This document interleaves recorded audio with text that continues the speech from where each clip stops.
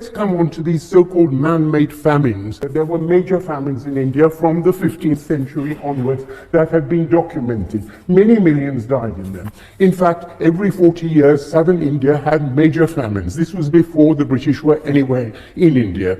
Now, from the 1880s onwards, the British introduced something called the Famine Codes.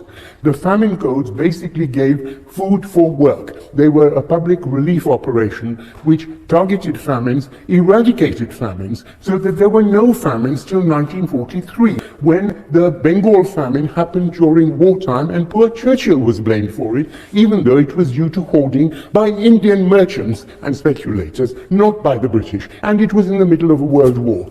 The British eradicated famines from the 1880s onwards, and the British Famine Codes were taken on by the Indian government after independence and carried on to the 1960s because they were so effective.